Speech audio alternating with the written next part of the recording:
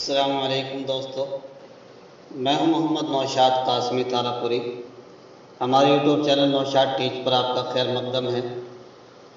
آج کی اس ویڈیو میں آپ سماعت فرمائیں گے کہ حرکت اور تنوین کی تختی کی جو ترتیب ہے، آخر اس کی ترتیب ایسی کیوں ہے، جبکہ حروف تہجی نورانی قاعدے میں الف سے لے کر یا تک ترتیب وار ہیں۔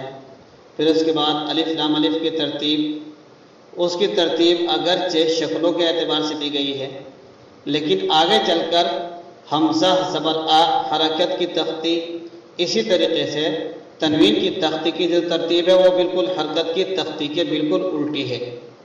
حرکت کی تختی حمزہ زبر آ سے شروع کر کے میم زبر ما پر ختم کر دی گئی ہے، اور پھر تنوین کی تختی میم دو زبر من سے شروع کر کے حمزہ پیش اوپر ختم کر دی گئی، یعنی حمزہ پر ختم کی گئی۔ ان دونوں کی ترتیب بالکل عجیب الٹی سی ہے، بظاہر ایسا لگتا ہے، لیکن ایسا نہیں ہے، یہ ہماری اپنی بھول ہے۔ تو آئیے، اگر آپ جاننا پسند کریں گے کہ حرکت اور تنوین کی تختی کی ترتیب، تو پھر اس سے پہلے آپ نے نہ سنی ہوگی ایسی ترتیب۔ آخر یہ راز کی بات کہاں راز سر بستہ تھی؟ آخر ہم نے آج تک کیوں نہیں سمجھنے کی کوشش کی؟ گھبرائیے نہیں، آخر ہم کس کام میں آئیں گے، ہم آپ کو بتائیں گے کہ یہ ترتیب کیسی ہے۔ تو آئیے جان لیتے ہیں حرکت کی تختی حمزہ زبر آ سے کیوں شروع کی، جبکہ قاعدہ الف با سے شروع ہے، اور تنوین کی تختی میم دو زبر من سے شروع کی، جبکہ قاعدہ الف زبر آ سے الف با سے شروع ہے۔ تو آئیے ہم سمجھ لیتے ہیں اور سن لیتے ہیں اس شخصیت کی زبانی جو ان ساری چیزوں میں اس فن کے اندر ایک مہارت رکھتے ہیں۔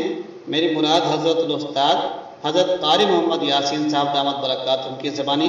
تو آئیے سن لیتے ہیں اور سمجھ لیتے ہیں، اس کے بعد ہم آپ کو پڑھائیں گے تنوین کی تختی۔ بسم اللہ الرحمن الرحیم۔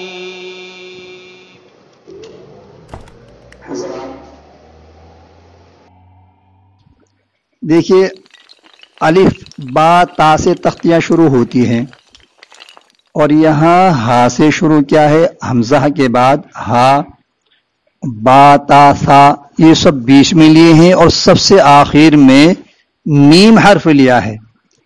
بہت ساری چیزیں دیکھیے، ہمارے اکابرین نے اتنی محنتیں کی ہیں کہ وہ لکھ کر کے چلے گئے، اور ہم آج سمجھنے کے لیے بھی تیار نہیں ہیں، یا یوں کہیے کہ ہمارے اندر سمجھنے کی صلاحیت اور استعداد بھی نہیں ہے، اور ہمارے اکابرین لکھ گئے، کتنی محنتیں کی، کتنی جانفشانی کی۔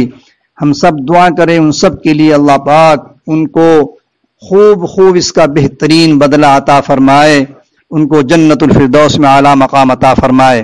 دیکھیے، اس تختی کی ترتیب جو دی ہے مصنف علیہ الرحمٰن نے، وہ مخارج کا خیال رکھا ہے، جو سینے کی طرف سے مخارج شروع ہوتے ہیں۔ دیکھیے، حلق کا وہ حصہ جو سینے کی طرف ہے، وہاں سے حمزہ اور ہا ادا ہوتا ہے۔ اوپر کی جانب آئیے، حلق کے بیچ حصے سے عین اور ہا ادا ہوتا ہے، پھر غین اور خا ادا ہوتا ہے۔ حلق ختم ہو گیا، اب زبان شروع ہو گئی، زبان کی جڑ۔ اب دیکھیے، اس کے بعد انہوں نے لیا ہے قاف، پھر زبان کی جڑ سے تھوڑا نیچے ہٹ کر کاف۔ اسی طریقے سے آپ ذرا غور کرتے جائیے مخارج کے اعتبار سے، اور سب سے آخر میں آ کر کے چونکہ ہونٹ آ جاتے ہیں، جڑ، حلق کا بیچ، حلق کے کنارے، زبان کے کنارے، اور پھر دانت، پھر دانتوں کی جڑ، دانتوں کے کنارے، پھر ہونٹوں کا وہ حصہ جو تر رہتا ہے، پھر ہونٹوں کا وہ حصہ جو خشک رہتا ہے۔ تو سب سے آخر میں ہم سینے کی طرف سے شروع ہو کر کے، اور آخر میں ہم منہ سے باہر ہو گئے، ہونٹوں سے باہر۔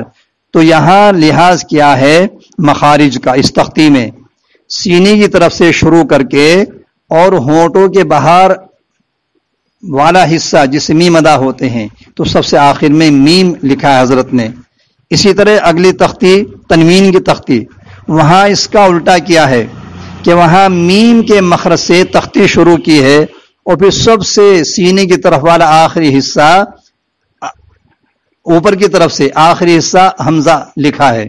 تو یہ مخارج کے اعتبار سے تختے کو ترتیب دیا گیا ہے۔